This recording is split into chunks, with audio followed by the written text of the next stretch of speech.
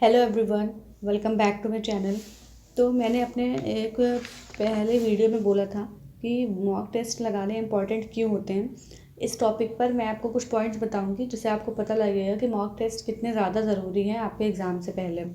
इसमें सबसे पहला पॉइंट ये है कि इस मिथ को भूल जाओ कि अगर आप मॉक में अच्छा स्कोर नहीं कर रहे हो तो मेन एग्ज़ाम में भी आप सेम ही स्कोर करोगे। ऐसा कभी भी नहीं होता है।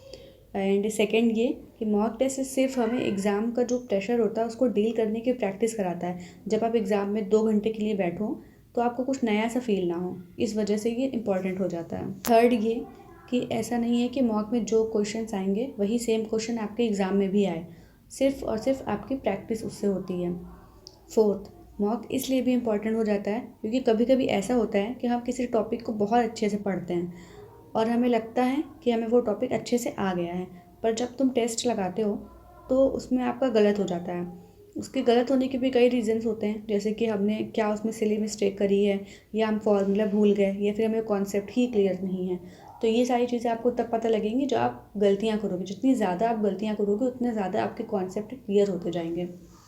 फिफ्थ पॉइंट, जब आप टेस्ट लगाते हो तो आपको पता लगता है कि आपके कौन से एरिया को इम्प्रूव करना है, कौन से टॉपिक आपको ज़्यादा अच्छे से आ गए हैं, या कौन से टॉपिक को अभी आपको और ज़्यादा अच्छे से पढ़ने की ज़रूरत है। तो ये सारी चीज़ें आपको क्लियर होंगी। सिक्स पॉइंट, मॉक टेस्ट को रियल एग्ज़ाम की तरह ही दो। मीन्स अगर आपका एग्ज़ाम 2 घंटे का है तो सिंसियरली 2 घंटे अपने बैठो और उस टेस्ट को अच्छे से कंप्लीट करो और अपनी स्ट्रैटेजी बनाओ कि आपको कौन सा सेक्शन को पहले अटेम्प्ट करना है। जैसे बहुत सारे लोगों को कन्फ्यूज़न होता है कि पहले टेक्निकल पार्ट को अटेम्प्ट करें या पहले नॉन टेक को अटेम्प्ट करें। तो ये सारे एक्सपेरिमेंट आप मॉक टेस्ट में ही कर सकते हो, या फिर रियल एग्ज़ाम में जाके तो एक्सपेरिमेंट नहीं करोगे ना। तो ये सारी चीज़ें आप पहले से देखो, इस वजह से मॉक टेस्ट को सिंसियरली अटेम्प्ट करो। और सारे टेस्ट देने के बाद आपकी जो जो उसमें मिस्टेक होती है उनको आप एक जगह पे लिखो, या फिर उनको किसी हैंडबुक में हाईलाइट कर लो, ताकि बार बार जब सब्जेक्ट का रिवीजन करो तो आपको आपकी गलतियाँ हाईलाइट दिखें, आपका ध्यान जाए उसमें कि हाँ मैंने ये यहाँ पे गलती किया था, और उसको आप अच्छे से रिवाइज़ कर पाओ। बार बार अपने टेस्ट को रिवाइज़ करो, जो गलतियाँ की हैं उसको अच्छे से रिवाइज़ करो, देखो कहाँ पे क्या गलती आप कर रहे हो, आपकी सिली मिस्टेक्स ज़्यादा हो रही हैं, या कोई कॉन्सेप्ट क्लियर नहीं हो रहा है, या फॉर्मूले भूल रहे हो तो उसको बार बार लिख के देखो फॉर्मूले।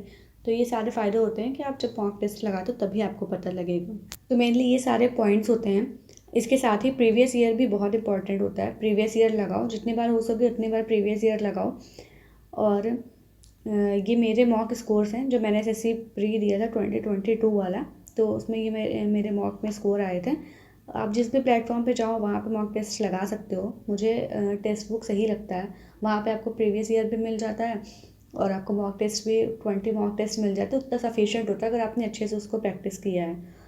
तो आई होप मैंने इसमें आपके सारे पॉइंट्स क्लियर कर दिए होंगे, और जिनका भी डीडीए का एग्ज़ाम है उनको all the best. Thanks for watching the video and take care. Bye bye.